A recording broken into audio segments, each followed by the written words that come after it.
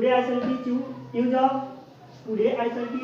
of facing, before, opposite and in front of. Facing, before, opposite and in front of, ये सब क्या है? आपका प्रीपोजिशन है। अरे आपको जानना है इसका प्रयोग, क्योंकि सबका मतलब होता है सामने, सबका मतलब सामने होता है।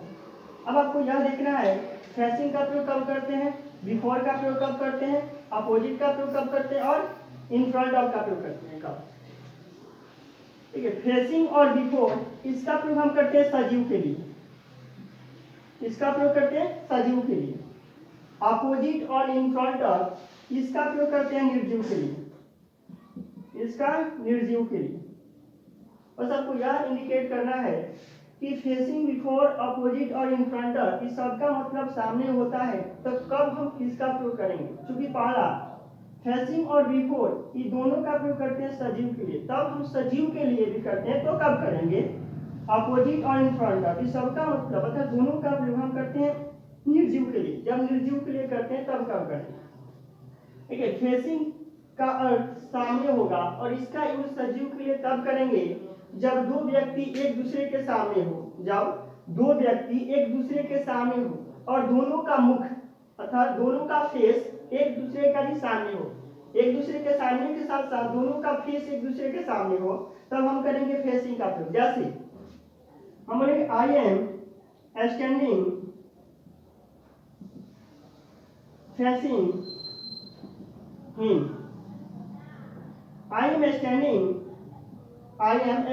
फेसिंग हिम, मैं उसके सामने खड़ा हूं। इसका मतलब यह है कि आप और वह दो व्यक्ति हैं, आप एक दूसरे के सामने हैं और उनका फेस और आपका फेस एक दूसरे का भी सामने है, तब करेंगे फेसिंग का प्रयोग सामने करते हैं। दूसरा आपका है बिफोर का प्रयोग करते हैं सजीव के लिए, सामने करते हैं कब, जब दो व्यक्ति एक दूसरे के सामने हो, जब दो व्यक्ति एक दूसरे के सामने हो और एक का बैक अर्थात एक का पीठ और दूसरे का क्या जी फेस अर्थात मुख क्या जी सामने हो। जैसे यदि आप ऐसे ही बोलना चाहते हैं I am standing,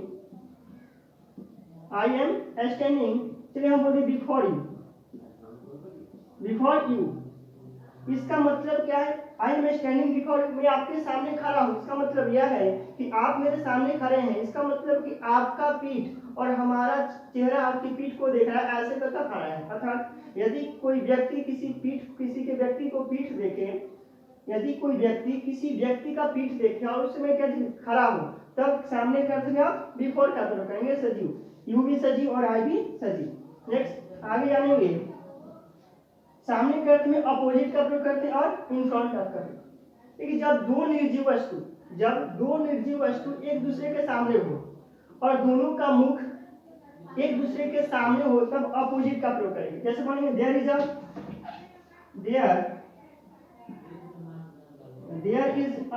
bank opposite, there is a bank opposite his shop,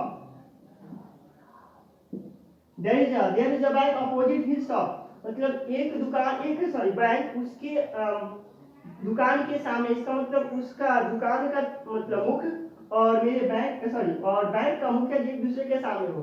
तो जब दो निर्जीव एक दूसरे के सामने हो तो सामने के अर्थ में अपोजिट का प्रयोग करेंगे। नेक्स्ट अब आपके सामने आता है इन फ्रंट ऑफ का प्रयोग भी करते हैं, सामने करते हैं कब, जब दो निर्जीव एक दूसरे के सामने हो और एक का बैक तथा एक का क्या जो बैक हो पीछे वाला भाग हो और दूसरे का जो फेस हो अगला भाग हो एक दूसरे का अपोजिट। जैसे मान लीजिए ए और बी दो निर्जीव है, इसका मुख यहाँ पर है और इसका बैक यहाँ पर है।